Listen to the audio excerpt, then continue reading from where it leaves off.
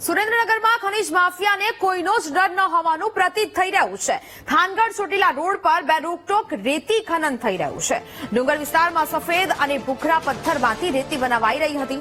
જિલ્લાના થાનગઢ જરિયા મહાદેવ વાલવા ઠાકર વિસ્તારમાં ખનીજ માફિયાઓ બેફામ બન્યા છે।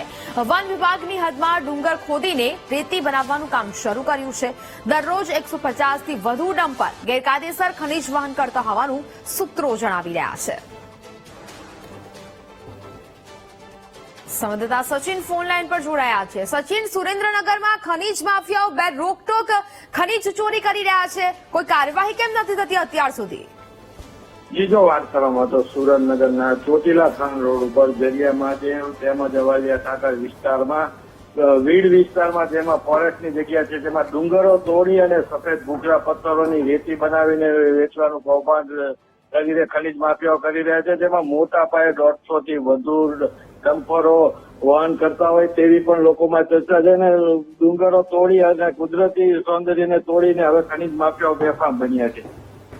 બિલકુલ સચિન, પરંતુ સવાલ અહીંયા એ થઈ રહ્યો છે કે અનેક વખત સ્થાનિકો રજૂઆતો કરે છે, છતાં પણ હાલ તો તંત્ર દ્વારા પણ કોઈ કાર્યવાહી નથી કરવામાં આવતી, અથવા તો આ ખનીજ માફિયાઓ છે તેમને કોઈ પણ જાતનો ડર નથી, ના કાર્યવાહીથી ડર છે કે ના કાયદાનો ડર છે। આટલા બધા બેફામ બની રહ્યા છે છતાં કેમ કાર્યવાહી નથી થઈ રહી?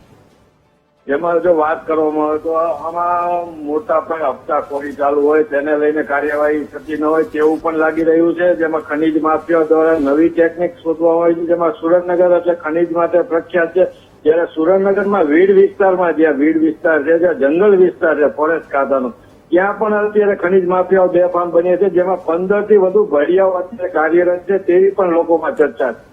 ઓકે સચિન, દરરોજ 150 થી વધુ ડમ્પર ગેરકાયદેસર અહીંયા પહોંચે છે, ખનીજ વહન કરતા હોય છે, આવું એક માહિતી પણ મળી રહી છે, પરંતુ એવું નથી લાગતું કે આ બધું અધિકારીઓના હાથ નીચે જ થતું હોય? આ બધી જાણ અધિકારીઓનો છે પહેલાથી, છતાં પણ ક્યાંક હપ્તાખોરી અને જે મિલીભગતો ચાલી રહી છે તેને કારણે આ કાર્યવાહી નથી થતી? ખાસ એવું જ લાગી રહ્યું છે। જેમાં 150 થી વધુ ડમ્પરો રોડ ઉપર અવરજવર કરતા હોય છે ખનીજ વહન કરીને, ત્યાંથી ભરીને, છતાં પણ કાર્યવાહી નથી થતી।